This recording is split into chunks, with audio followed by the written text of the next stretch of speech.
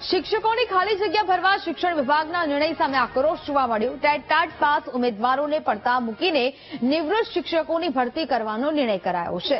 ધોરણ 1 થી 12માં શિક્ષકોની ઘટને નિવારવા વચગાળાની વ્યવસ્થા કરવામાં આવી। 62 વર્ષથી વધુની ઉંમરના નિવૃત્ત શિક્ષકોની ભરતી કરવામાં આવશે। નિવૃત્ત શિક્ષકોને નિમણૂક આપવાના શિક્ષણ વિભાગના નિર્ણય સામે રોષ વ્યાપ્યો છે। રાજ્ય પ્રાથમિક શિક્ષણ સંઘના પ્રમુખ દિગ્વિજયસિંહે વિરોધ નોંધાવ્યો છે। ટેટ ટાટ પાસ થયેલા ઉમેદવારોને ઉંમરમાં છૂટછાટ અપાય તેવી પણ માંગ કરવામાં આવી છે। 2 વર્ષની છૂટછાટ આપો તો ટેટ ટાટ પાસ ઉમેદવારો મળે તેમ છે। ફિક્સ પગારમાં નહીં પણ પૂરા પગારમાં ભરતી કરવામાં આવે તેવી માંગ કરાઈ છે।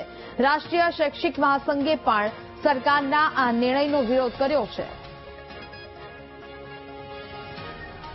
સરકારે એમાં લખ્યું છે જ્ઞાન સહાયકમાં ન મળે તો નિવૃત્ત લેવાના, પણ આજે 2 વર્ષની છૂટ આપે તો કાયદેસર ભરતીની અંદર પણ જોઈએ એટલા ઉમેદવાર મળે એમ છે।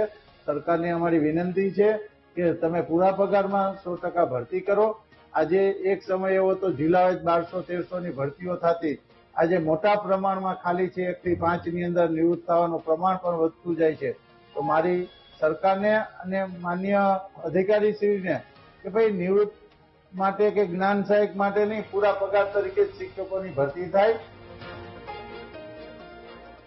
નિવૃત્ત શિક્ષકોની ભરતીના પરિપત્રથી ઉમેદવારોમાં ભારે રોષ વ્યાપ્યો છે। સરકારના નિર્ણયથી ટેટ ટાટ ઉમેદવારોમાં આક્રોશ છે।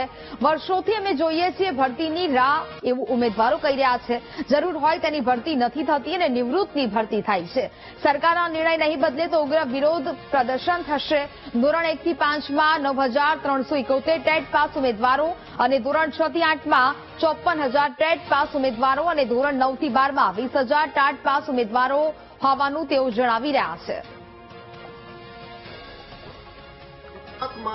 ધોરણ 1 થી 5 એટલે કે ટેટ 1 માં 9,000 ઉમેદવારો ક્વોલિફાય પડ્યા છે। ટેટ 2 એટલે કે ધોરણ 6 થી 8માં 60,000 ઉમેદવારો જે ક્વોલિફાય પડ્યા છે અને 9 થી 12માં ઓછામાં ઓછા 15,000 ક્વોલિફાય ઉમેદવારો પડ્યા છે। તેમ છતાં સરકાર આ ટાઈમસર ભરતી કરતી નથી। ગોકળગાયે ભરતી પ્રક્રિયા ચાલુ છે। ગયા 10મા મહિનામાં એટલે 2024માં 10મા મહિનામાં જે જાહેરાત પાડી હતી એમાં હાલ તમે જો તો 1 થી 5 ધોરણને જ ઓર્ડર આપ્યા છે, જ્યારે 6 થી 8માં તો તમને હાઈકોર્ટનો સ્ટે આવ્યો એટલે એ હાલ પૂરતી રદ રહી। આ નિર્ણય સરકારે કઈ રીતે લીધો ને અમને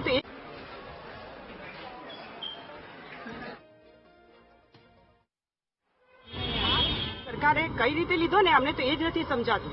કારણ કે 50 થી 60,000 શિક્ષકો જે કહેવાય ઉમેદવારો, ક્વોલિફાઈડ ઉમેદવારો, એ બધા અત્યારે રોજગાર વગરના બેઠા છે અને છતાં સરકાર જે નિવૃત્ત પામેલા, નિવૃત્તિ વય વટાવી ગયેલા છે અને એમને સરકારે રોજગાર આપે છે, એમને ફરીથી નોકરી લેવા માટે વિચાર કરે છે। અત્યારે આપણે બધા સમજી શકીએ છીએ કે જે પણ ઉમેદવાર હોય, જે મતલબ જે નિવૃત્તિ વય વટાવી ગયા હોય, એમની પાસે એટલી ઉર્જા, એટલી એનર્જી પણ ન હોય અને અત્યારે અમે લોકો 32-33 વર્ષની વય 14 વર્ષથી જે નોકરીની રાહ જોઈને બેઠા હતા એ બધાને અત્યારે સરકારે જાણે લોલીપોપ આપી અને આ બીજા ઉમેદવારો જે ઉમેદવારી કરી પણ ન શકે એવાને અત્યારે એમને નોકરી અપાવવાના ઠરાવ પસાર કર્યા છે। ની વાત કરીએ તો 50-60,000 ઉમેદવારો ટેટ પાસ છે, ટેટ ટાટ પાસ, છતાં સરકાર જે ભરતી કરે છે એ 1 વર્ષથી ચલાવે છે, પૂરી કરતી નથી। એમાં કંઈક ને કંઈક નવું લાઈન મૂકી દે છે અને ઉમેદવારો ખરેખર રોજગારીથી દૂર જ રાખે છે।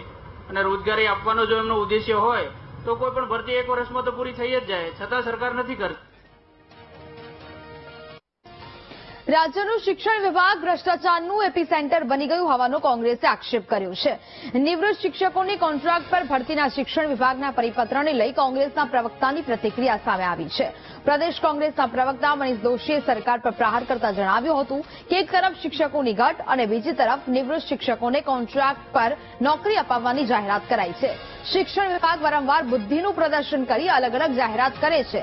પીટીસી થયેલા 1 લાખથી વધારે ઉમેદવારોને હજુ સુધી નોકરી નથી મળી તો પ્રવાસી શિક્ષકની ભરતી પ્રક્રિયાને કોંગ્રેસ પ્રવક્તાએ હાજપનું નાટક ગણાવ્યું છે।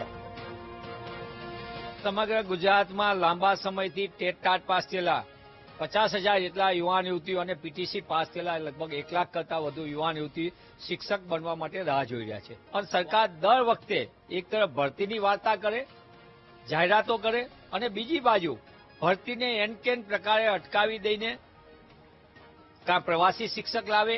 શિક્ષણમાં તો પ્રવાસ જોયો તો આપણે, પણ આ પ્રવાસી શિક્ષક એ ભારતીય જનતા પાર્ટીનું સરસ મજાનું સુંદર નાટક। જ્ઞાન સહાયક. અરે ભાઈ, શિક્ષક એ જ્ઞાન માટે જોઈતો હોય, આ જ્ઞાનનો સહાયક ક્યાંથી ગોતી લાવ્યો? એટલે સરકાર, અને છેલ્લે સરકારને ખબર પડી ગઈ કે દેખાવ પૂરતી જ આપણે વ્યવસ્થા કરવાની, એટલે નિવૃત્ત શિક્ષકોને ફરી કામ આપવાની વાત કરીને ગુજરાતના શિક્ષણને વધુ નુકસાન કરવાનું, અને જે ગુજરાતના યુવાન યુવતીઓ ગુણવત્તા ધરાવતા છે અને ઉચ્ચ શૈક્ષણિક લાયકાત ધરાવે છે, ટેટ પાસ થયેલા છે, તેમને રોજગારથી વંચિત રાખવાનું પાપ પણ ભાજપ સરકાર કરી રહી છે. ગુજરાતની અંદર 58 થી વધારે ટેટ ટાટ પાસ થયેલા ઉમેદવારો, 58,000 થી વધારે ઉમેદવારો એ પોતે નોકરી ઝંખી રહ્યા છે. 30-32 હજાર જેટલા શિક્ષકોની જગ્યા ખાલી છે.